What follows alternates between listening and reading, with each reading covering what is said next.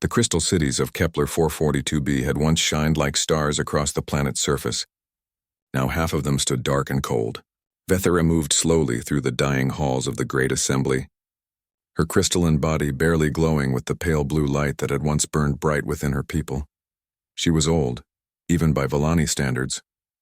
She had lived through 3,000 cycles of their twin suns, had seen the rise of their greatest crystal gardens, had guided her people through times of peace and plenty, but she had never seen anything like this. The darkness was coming for them all. Through the tall crystal windows she could see the night sky. Where once 1,000 stars had sparkled, now only a few remained visible. The rest had been swallowed by the growing shadow that crept across their region of space. The scientists called it a dark matter storm, but Vethera knew it was something worse. It was hungry. "Speaker," came a voice behind her. Kethal, one of the younger council members, approached with careful steps. His light was dimmer than it should be for someone his age. They were all growing dimmer. "The final calculations are complete." Vethera turned to face him. "How long?" 18 months, perhaps 20 if we reduce power to the outer cities. Kethal's voice carried the harmonic undertones of deep sadness. "The storm will reach our system's edge in 8 months. Once it begins draining our star, we will have perhaps 10 months before—" He did not need to finish. They both knew what would happen. Their star would grow cold and dark. Their world would freeze. Their people would die. "Have we heard anything from the other worlds? Any response to our messages?" Kethal's light flickered with frustration. "Nothing, Speaker. The Zephyrian Empire received our transmission, but sent only an automated reply saying they are evaluating the situation. The Nexus Collective acknowledged our plea but stated that intervention would not be economically viable. The ethereal wanderers—" He paused. They did not even respond. Vethera felt the familiar weight of leadership settle on her shoulders. For 3,000 years, the Vellani had been a peaceful people. They had never conquered other worlds or built great fleets of warships. They had focused on harmony, on understanding the deep songs that flowed through all living things, on growing their beautiful crystal cities in perfect balance with their world. Now that peaceful nature might be their doom. She walked to the great communication chamber, where the quantum array hummed with power. It was their most advanced technology, capable of sending messages across thousands of light years in mere hours. They had used it to contact every known civilization within range, offering everything they had in exchange for help, their vast libraries of harmonic knowledge. Their crystal-growing techniques that could create materials stronger than any metal, their understanding of bioenergy systems that could heal worlds. Even their most sacred songs passed down through generations. They had offered it all and no one cared. "Perhaps," Kethal said quietly, "we should consider the evacuation plans again." Vethera's light dimmed further. They had run the numbers countless times. Their people numbered 2.3 billion. They had perhaps 50 ships capable of interstellar travel, and each could carry maybe 10,000 Vellani if they removed all non-essential systems. Even if they could somehow convince other species to help with transport, where would they go? Who would take in 2.3 billion refugees with nothing to offer but crystal songs and dying light? "No," she said finally. "We cannot abandon our world. This is where our ancestors sang their first songs. This is where the great harmony was born. If we are to die, we die here, as we have lived." But even as she said the words, she felt doubt gnaw at her crystalline heart. Was it pride speaking or wisdom? Was she condemning her people to death for the sake of tradition? The quantum array chimed softly. Another message had arrived. Kethal moved to the controls, his long fingers dancing over the crystal interfaces. The harmonic patterns that made up interstellar communication flowed through the air like visible music. But as he read the message, his light began to flicker with confusion. "Speaker," he said slowly, "this message, it is not from any of the major civilizations." "Then who?" "A species called humans. They say they received our distress call. They are requesting permission to enter our system." Vethera felt a spark of hope, quickly dampened by caution. "Humans, I have never heard of them. Are they from the inner worlds? The Outer Rim territories?" Kethal was already working to access their vast databases of galactic civilizations. After several minutes, he found a brief entry. "Here, humans, species designation 7749 Alpha. Home system, Sol in the outer spiral arm. Classification: pre-galactic civilization, recently achieved faster-than-light travel. Population: approximately 8 billion on their homeworld with small colonies on 12 other worlds. Pre-galactic? Vethara's voice rose in harmonic disbelief. They have not even expanded beyond their local star cluster, and yet they respond when civilizations thousands of years older ignore our plea? The message says they have one ship in our region, a research vessel called the Horizon's Edge. They are asking what kind of help we need. Vethara stared at the quantum array. One ship, from a species she had never heard of. It seemed almost insulting compared to their desperate need, and yet, send a reply, she said. Tell them about the storm, about our situation. If they truly wish to help, let them know what they face. As Kethal began composing the message, Vethara walked back to the great windows. In the distance, she could see the lights of the outer cities growing dimmer. Soon those lights would go out forever, just as their star would go out, just as their people would fade into the cold darkness between the stars. But somewhere out there, beyond the growing shadow, a ship was changing course toward their dying world, not because they had been ordered to, not because it was profitable, but because someone somewhere had heard their cry for help and decided to answer. It was such a small thing. One ship against the darkness that had swallowed whole star systems. One unknown species against a force that ancient civilizations would not challenge. And yet, for the first time in months, Vethara felt her inner light grow just a little brighter. In the depths of space, the research vessel Horizon's Edge adjusted its course toward Kepler 442b. On the bridge, 4 humans studied the data they had received from the Vallani. The situation looked impossible. The odds were terrible. Success seemed unlikely. None of them cared about the odds. Someone had asked for help, and that was enough. The Horizon's Edge dropped out of faster-than-light travel at the edge of the Kepler 442 system, and Park Hyun pressed his face against the observation window to get his first look at the alien world that had called for help. Beautiful, he whispered. The planet below looked like a jewel hanging in space. Massive crystal structures rose from its surface, catching and reflecting the light of its twin suns. Even from orbit, he could see the geometric patterns of the cities, perfectly arranged in harmony with the planet's natural features. But he could also see the darkness. Huge sections of the crystal cities stood cold and lightless, like gaps in a perfect smile. The atmospheric readings are not good, Lee Day called from the engineering station. The air down there would kill us in minutes. Toxic to human lungs. Kim Yuna looked up from the communication console where she had been trying to establish contact with the planet's surface. Any luck with the translation program? Their language is based on harmonic frequencies, she replied, frowning at the data streaming across her screen.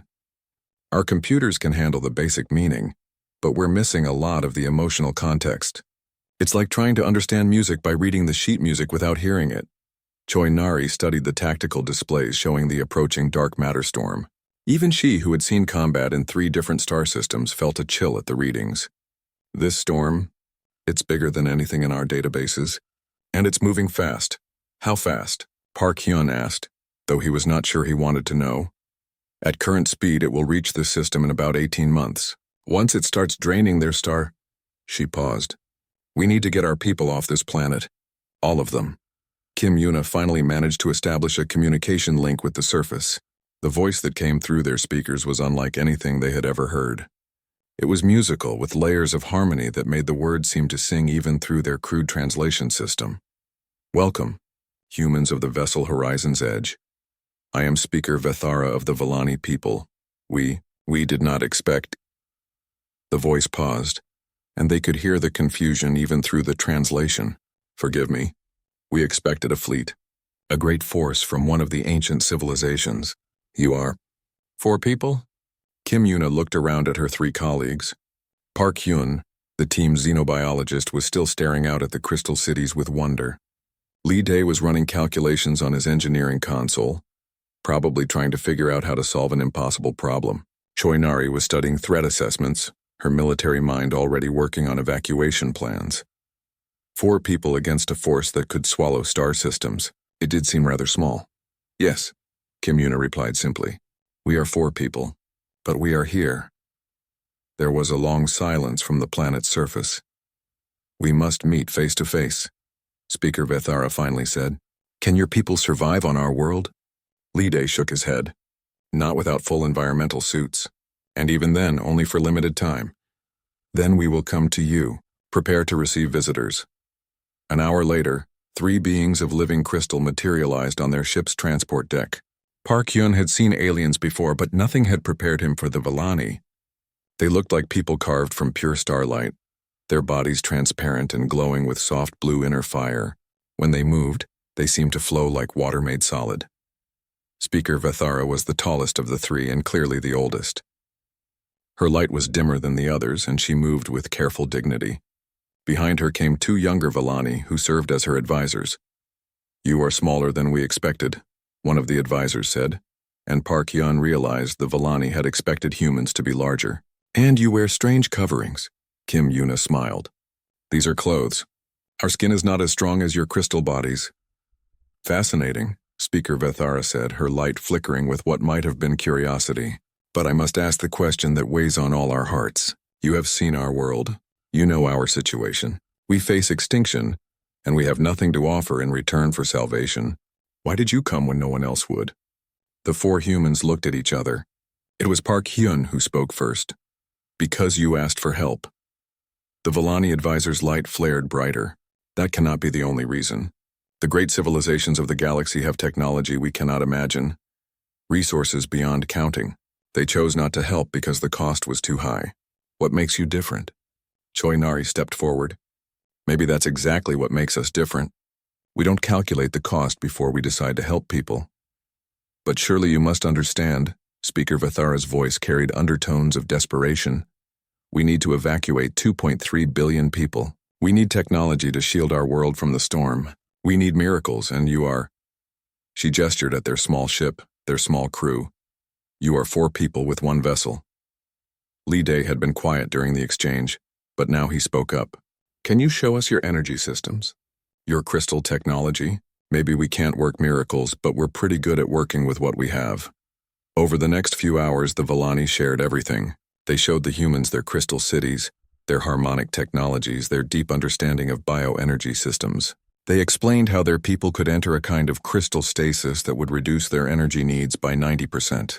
They shared their scientific databases, their cultural knowledge, their most sacred songs, and as they shared, Park Hyun began to see possibilities. Your people can create resonance patterns that affect matter at the quantum level, he said, studying the data. And your bodies are natural harmonic amplifiers. Yes, but what use is this knowledge? The storm will drain our star regardless of our songs. Lee Day was running calculations on his portable computer. What if the storm isn't natural? What if it's some kind of weapon system? Choi Nari looked up from the tactical data she had been studying. He's right. Look at this movement pattern. This isn't random. The storm is following a specific path targeting populated systems. A weapon? Speaker Vethara's light dimmed with horror. But who would create such a thing? And why? Maybe someone who wanted to clear out this region of space, Choi Nari replied grimly. Someone who saw inhabited systems as obstacles to be removed. But if it is a weapon, one of the Villani advisors said, then surely it can be stopped. Weapons can be defeated, Kim Yuna nodded slowly. Maybe. But first we need to understand exactly what we're fighting. As the Villani prepared to return to their planet, Speaker Vethara turned to the 4 humans. I still do not understand.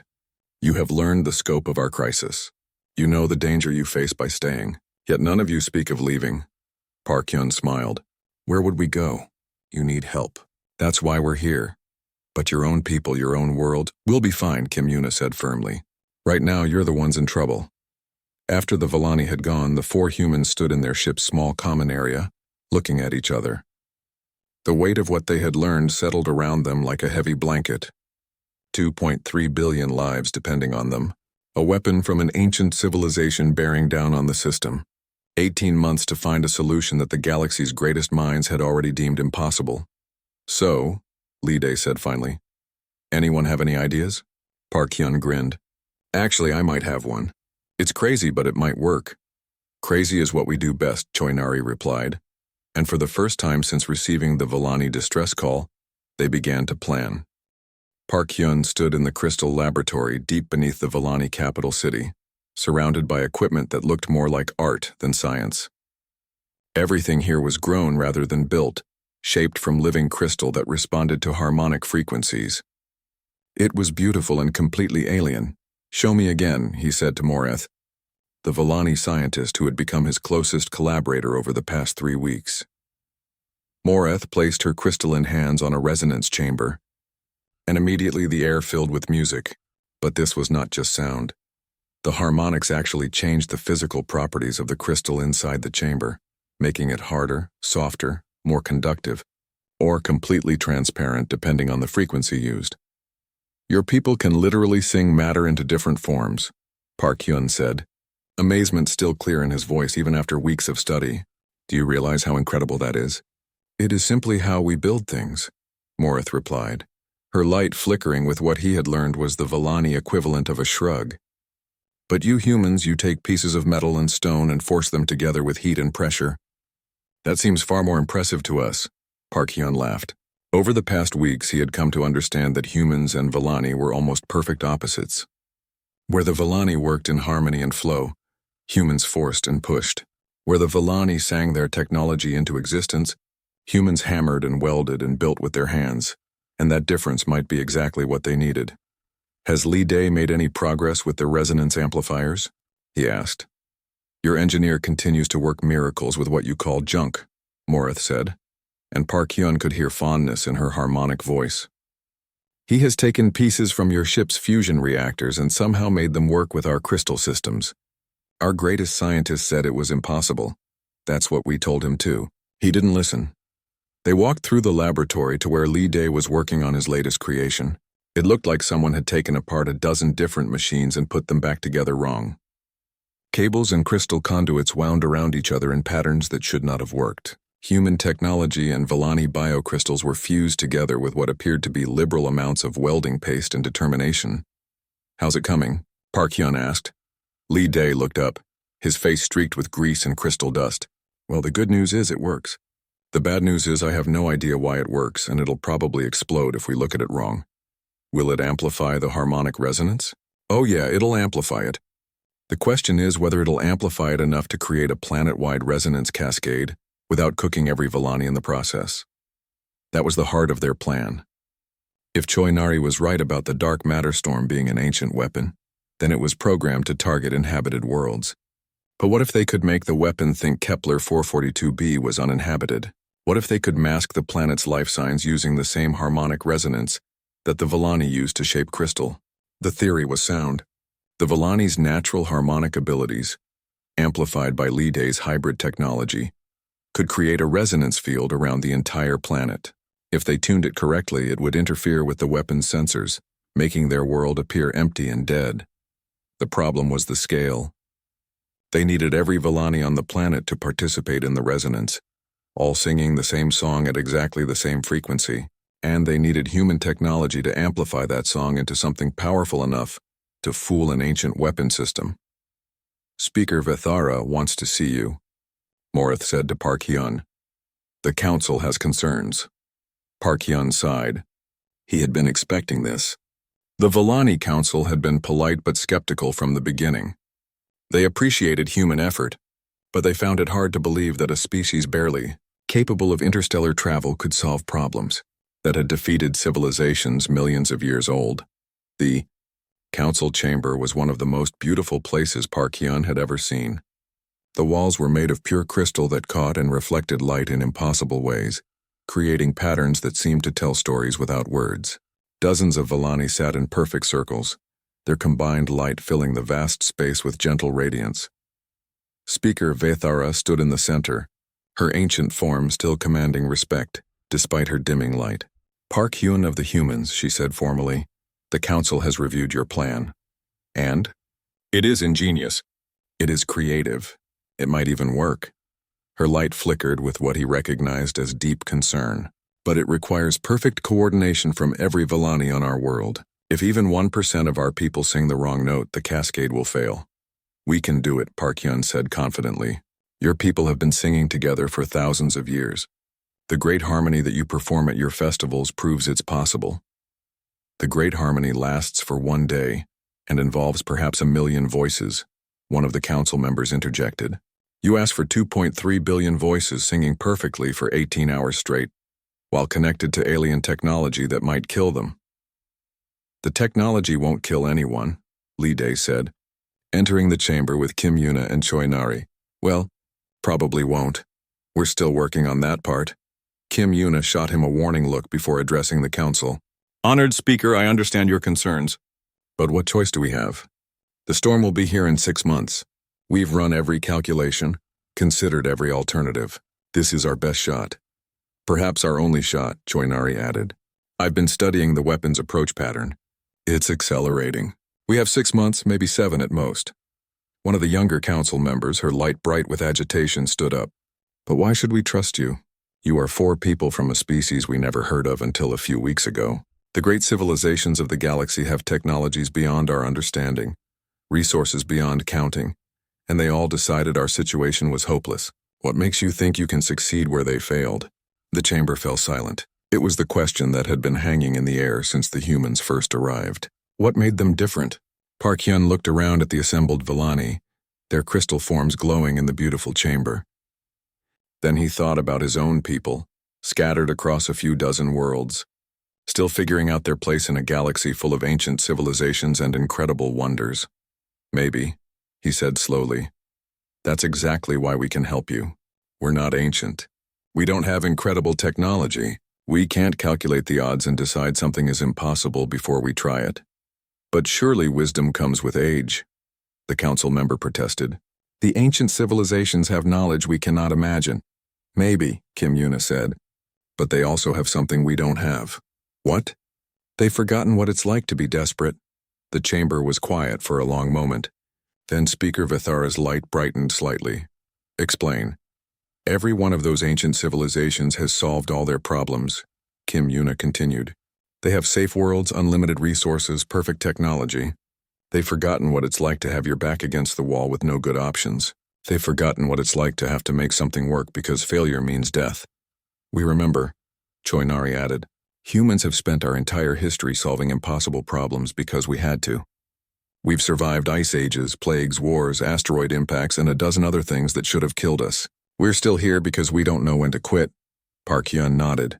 The ancient civilizations looked at your problem and calculated that the cost was too high, the risks too great. They decided it was impossible and moved on. But we don't have their luxury of choice. You asked for help and we said yes. Now we have to make it work. Even if it kills you? The young council member asked. Especially if it kills us, Lee Day replied. That's how we know it's worth doing. Speaker Vithara was quiet for a long time, her inner light flickering as she considered. Finally she spoke. The council will support your plan. We will begin preparations for the Great Resonance immediately. Thank you, Park Hyun said. Do not thank us yet. Speaker Vithara replied. Thank us when 2.3 billion people are still alive in 6 months. As they left the council chamber, the 4 humans walked in silence through the crystal corridors. The weight of what they had promised pressed down on them. 6 months to coordinate the largest harmonic resonance in Villani history. 6 months to make alien technology work with human engineering. 6 months to save an entire world. Anyone else feel like we might have promised more than we can deliver? Lee Day asked. Probably, Park Hyun replied. But that's never stopped us before. 3 months before the storm would reach Kepler 442b, Park Hyun made a discovery that changed everything. He was working in the deep crystal laboratories, trying to solve the connection problem between human neural patterns and Villani harmonic systems, when the breakthrough came. For weeks he had been studying how the Villani could control their crystal technology through thought and song, and now he understood why it worked. Their crystalline bodies were natural bioconductors. They could channel harmonic frequencies through their own living tissue, using their bodies as living instruments to control the resonance fields around them. But humans were different. Human bodies were organic, soft, with neural patterns that operated on completely different principles. Morith, he called to his Villani partner, show me again how you interface with the Great Resonance System. The Villani scientist placed her crystal hands on the control interface, and immediately Park Hyun could see the energy flowing through her translucent body. She became part of the machine, her own harmonic signature blending with the larger system. I need to try something, Park Hyun said, reaching for the interface. Wait, Morith said, her light flickering with alarm. The resonance could damage your organic systems. We have never tested it on human physiology. We need to test it sometime. Park Hyun placed his hands on the crystal interface. Immediately, pain shot through his body as alien harmonics tried to flow through neural pathways designed for electrical impulses, not sound waves. But for just a moment, just a brief instant, he felt it work. He felt himself become part of the vast harmonic network that connected every crystal on the planet, and he realized the terrible truth. We have a problem, he announced to the others when they gathered for their daily briefing. A big problem. Lee Day looked up from the resonance amplifier he was calibrating. Bigger than the ancient weapon of mass destruction heading our way. The interface system won't work with human operators, Park Hyun said quietly. At least not safely. The harmonic frequencies are toxic to human nervous systems. Kim Yuna frowned. But we need human operators to bridge the gap between our technology and theirs. I know. That's the problem. Choi Nari was studying the tactical displays showing the weapon's approach. How toxic? Park Hyun was quiet for a moment. Fatal. The resonance cascade requires a living conductor to maintain the harmonic frequency across the entire planet. But the energy levels required would kill any human within hours. Hours? Lee Day asked. How many hours? Maybe 6. Maybe 8 if we're lucky. The room fell silent. They all understood what this meant. Their plan required a human to serve as the bridge between human technology and Villani biology. But that human would die in the process. Well, Kim Yuna said finally, I volunteer. No, Park Hyun said immediately. I'm the xenobiologist. I understand the system better than anyone. It has to be me. Actually, Choi Nari interjected, I have the most experience with life or death situations. I should do it. Are you all insane? Lee Day demanded. I built the amplification system. I know the technology better than anyone. If anyone's going to die operating it, it should be me. They stared at each other, and Park Hyun realized they were having an argument about who got to sacrifice themselves for people they had known for 3 months. When he thought about it that way, it seemed completely ridiculous. It also seemed perfectly human. This is not a decision for humans to make alone. Came a musical voice from the laboratory entrance. Speaker Vethara entered, followed by several other Villani council members. We have been listening to your discussion. Speaker, Kim Yuna began. We didn't mean for you to. You argue about which of you will die for us, Vethara interrupted. Her light pulsing with an emotion they had never seen before. This concept. It is difficult for us to understand. One of the younger Villani, Kethal, stepped forward.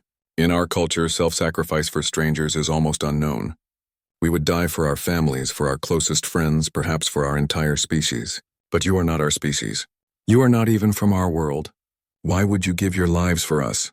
Because you need help, Park Hyun replied simply. But you could leave. Your ship could carry you safely away from the storm. You could return to your own people and live long, happy lives. Choi Nari shrugged. We could, but then you'd all be dead.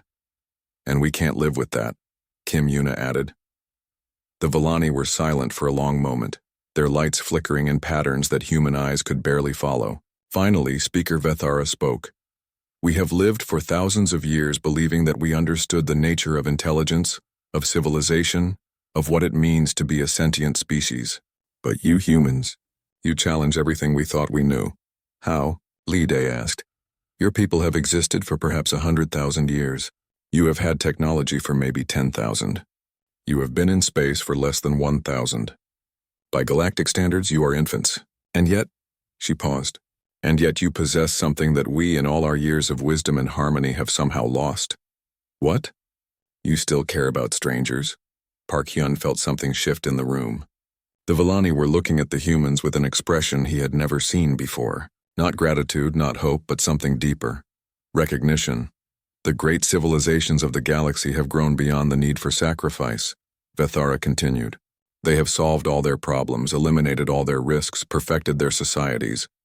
They no longer face situations where someone must choose to die so that others might live. They have forgotten what that choice means. But you remember, Kethal added, your species still faces that choice regularly, and you still choose to sacrifice for others.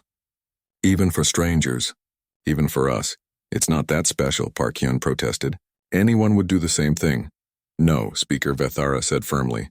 Anyone would not. We sent our plea to 47 different civilizations. 46 of them chose not to help because the cost was too high.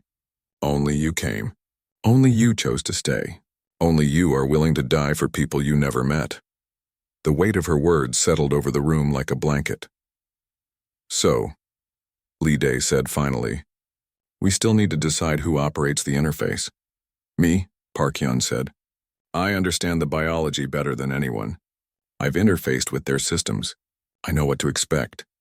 The others started to protest, but he held up his hand. This isn't about heroism or nobility. It's about practicality. I have the best chance of keeping the resonance stable long enough for the plan to work. Kim Yuna looked like she wanted to argue, but she knew he was right. Choi Nari nodded grimly. Lee Day just looked sad. There is one more thing, Speaker Vethara said quietly. Our people will want to know why you do this. They will want to understand how a species so young can possess such courage. Park Hyun thought about it for a moment. How do you explain humanity to aliens? How do you describe the thing that makes humans different from every other species in the galaxy? Tell them, he said finally, that humans don't abandon people who need help, even if we just met them. Even if it costs us everything. Tell them that's just who we are. And if they ask why, Park Hyun smiled. Tell them we're too stupid to know when something is impossible. The Villani lights flickered with what he had learned was their version of laughter. We will remember that, Speaker Vethara said. We will remember all of this.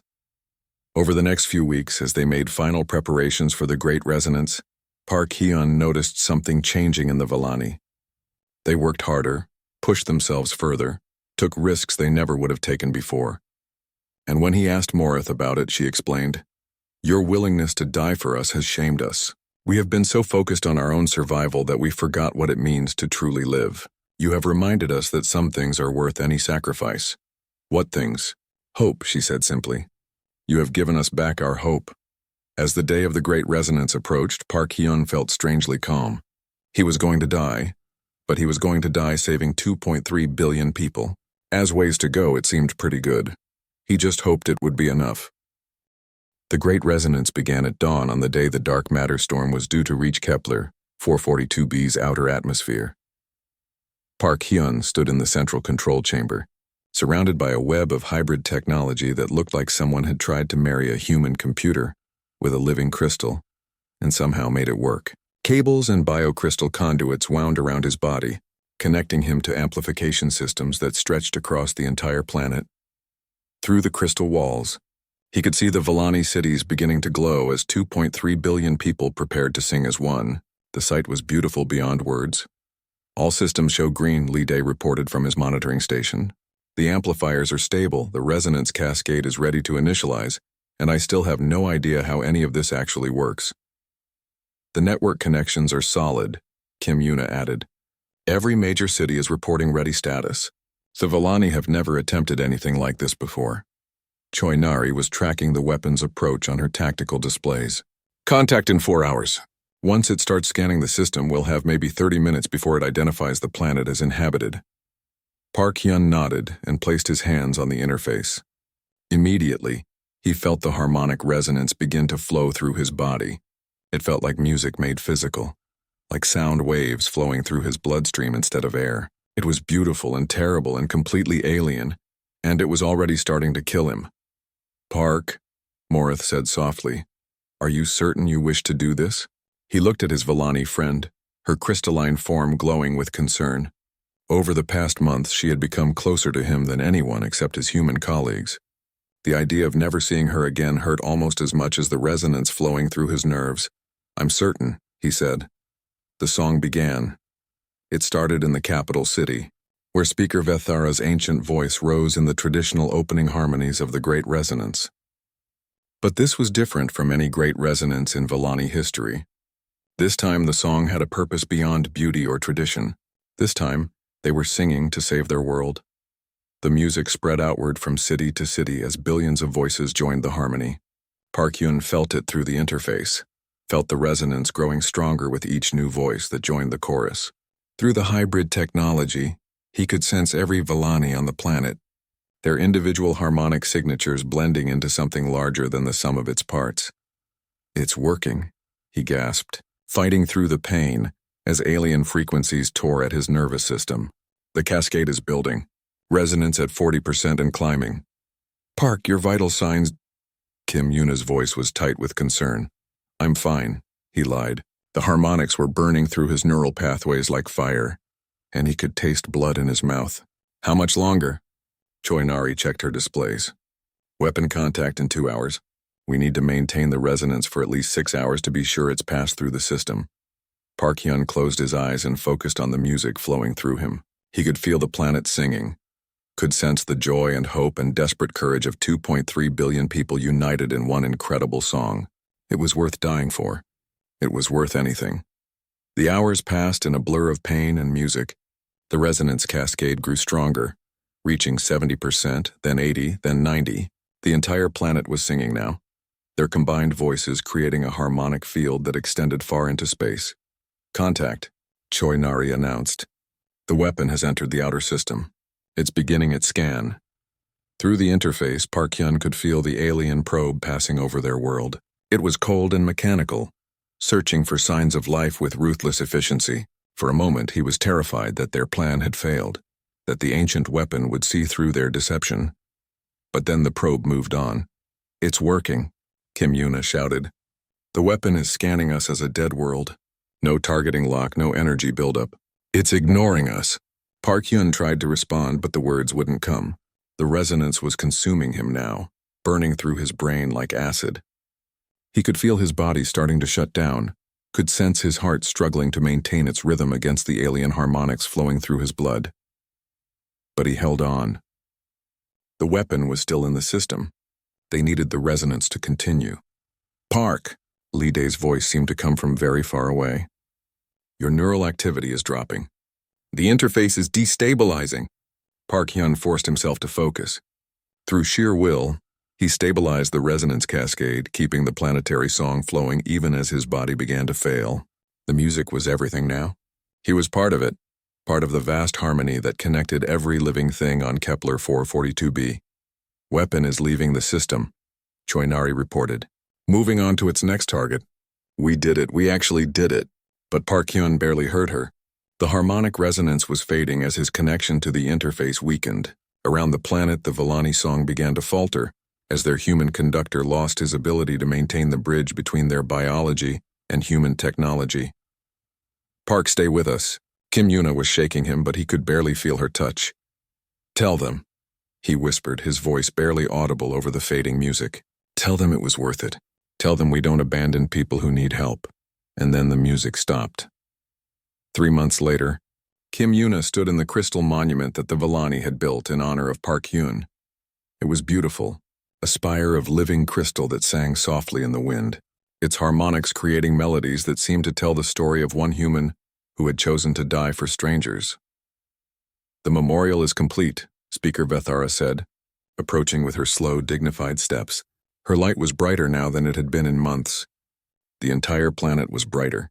The dark storm had passed and their world was healing. He would have liked it, Kim Yuna replied. He always loved the way your crystal cities sang in the wind. There is something else, the speaker said. Something we have prepared as a final tribute to Park Hyun and to all humans. She led Kim Yuna to the great communication chamber, where the quantum array hummed with power. But this time they were not sending a plea for help. This time they were sending a different kind of message.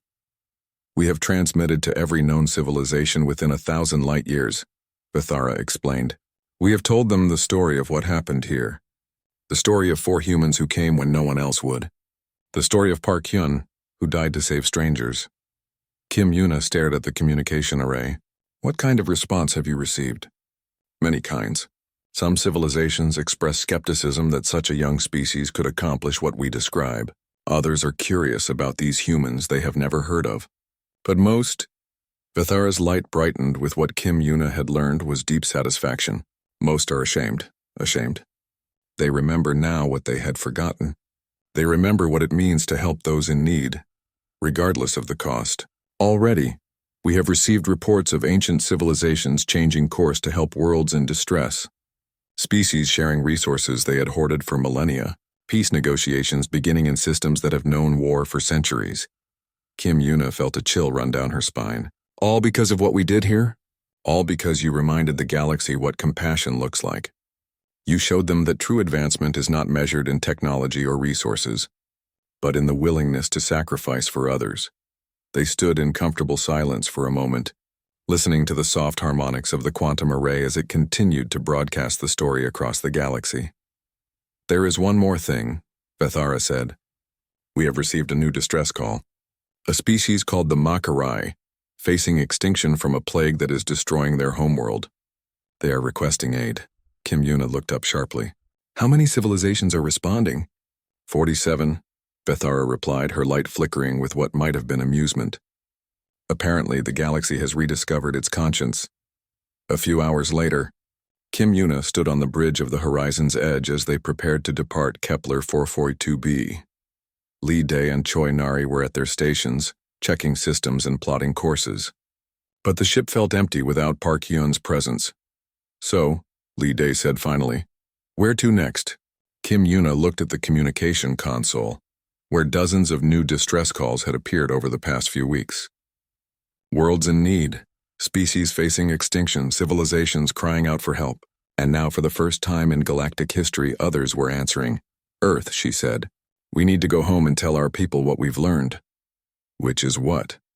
Kim Yuna thought about Park Hyun, about his willingness to die for strangers, about the way his sacrifice had inspired an entire galaxy to remember what compassion meant. That sometimes the smallest voices carry the most important messages. That sometimes the youngest species can teach the oldest civilizations something they've forgotten. And that sometimes when the galaxy sends out a plea for help.